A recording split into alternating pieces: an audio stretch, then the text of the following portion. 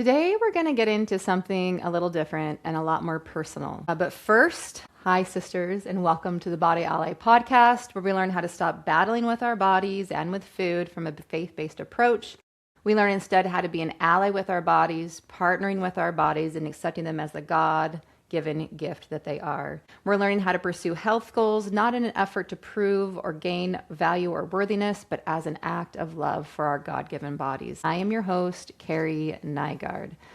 So, ladies, I'm going to level with you for a little bit. I'm going to talk to you about real life stuff. As a life coach, people come to me, and many people think, oh, she's got the life thing figured out. But here's the truth. I'm just as human as everyone else. And God has a path for me of learning and growing and becoming, just like how He has a path for you. And I had an experience. I've been struggling with getting some things in my business to work. Coaching is wonderful.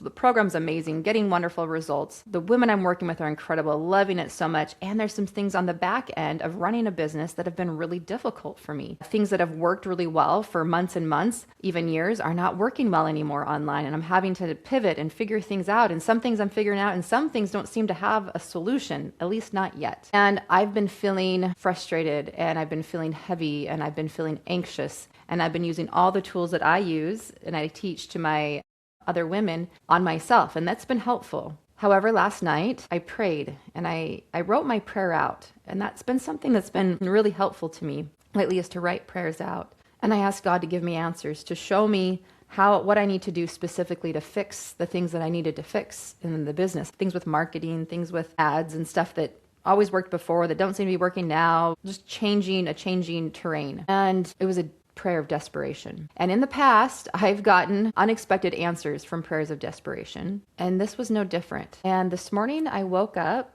in the early morning hours. I had a dream, and I'm not going to go into the specifics of this dream, but the message that I got from this dream was unexpected. And it was this: you don't always get what you want. Now, that might seem kind of like a no duh, like you don't always get what you want in life. But you see, I've always operated on a scale of I always get what I want. It's just that sometimes it's a longer timeline and comes with other things that I didn't expect. And maybe I get what I want, but it shows up in a way that I didn't expect. But I've always operated on this idea that whatever my true desires are is what I get, and that I get what I want. And I'm not saying that's wrong. I think that has a lot of truth and application to it. But where it doesn't work is that sometimes in life, you simply do not get what you want. You might be perfect in doing all the things that you're supposed to do, quoting that, to take care of your body, and your body still might have some diagnoses or diseases. You still might get osteoporosis. And as hard as you work to lose weight, you may never reach this number goal weight that you're going for.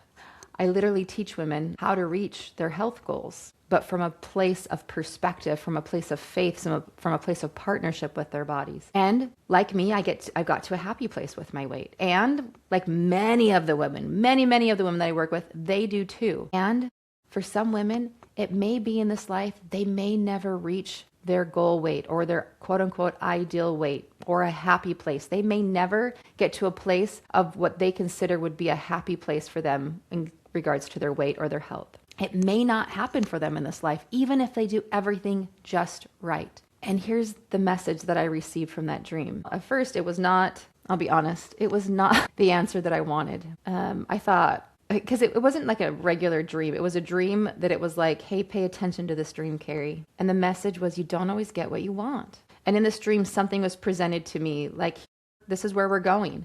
And I'm like, but I don't want to go there. And the answer was, you don't always get what you want. And there's a real sweet, tender mercy in this, because the purpose of this life is not to get what we want. The purpose of this life is to grow and change and become and choose Jesus no matter what. We're here to choose God and His plan, which is Jesus, no matter what. Do I believe that God puts desires upon our hearts that we ought to pursue? Yes. And even still, and does God give good gifts? Yes, absolutely. I've experienced that. And does He answer our prayers according to those desires? Yes, I've experienced that too. And even still, sometimes, in some instances, we don't always get what we want, because the purpose of life is not to get what we want. The purpose of life is not to figure it out until we get what we want. and then feel successful in this life. Again, the purpose of this life is to grow and change and expand and choose God's plan, which is Jesus. We choose Jesus no matter what.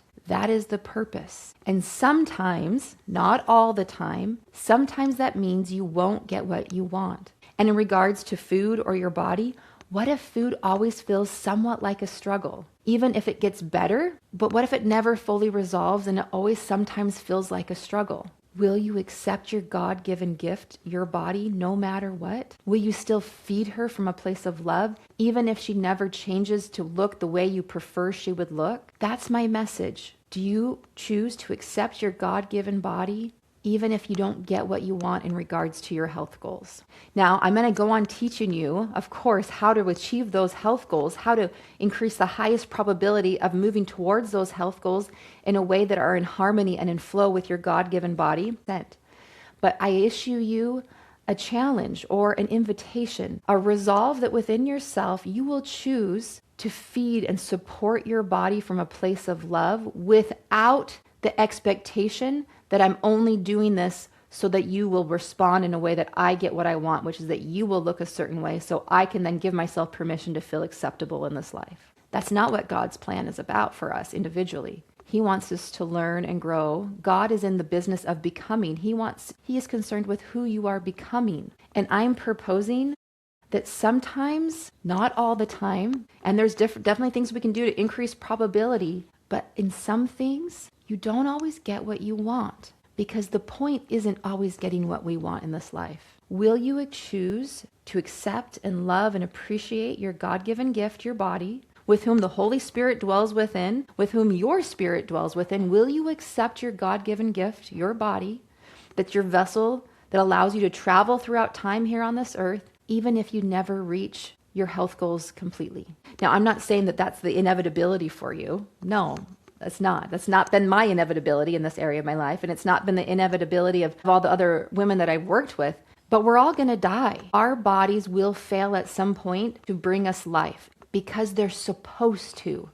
You won't always get what you want, but will you show up in gratitude and accept your body as the gift that God intends it to be, no matter what? And when you choose to accept and love and care for your body no matter what, now this doesn't mean you say, well, forget it, then I'm going to eat whatever the heck I want because my body's not going to change anyway. No, will you show up in loving support and fuel your body from a place of love with foods that ensure energy and vitality and wholeness to your body without the expectation of her changing in some specific way? Now, if we show up in those ways, do we increase the probability that there will be desirable changes?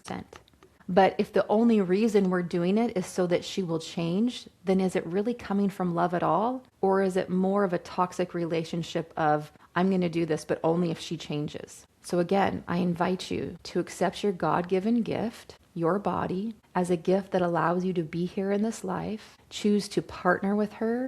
Choose to care for her. Choose to feed her in ways that allow you to have energy and vitality and as much wealth of energy and health as you can from a place of abundance. Yes. And can you drop the part where you're only doing it so that you hope that she will change? Instead, do it because you accept your God-given body. Do it as an act of appreciation and stewardship for this God-given body. Allow your food and body struggles to expand and grow you in the way that God has intended. And then will you likely reach your goals? Yes. But if not, if you don't get what you want in this life, will you still show up the way that you want to show up regardless? All right, ladies, thank you so much.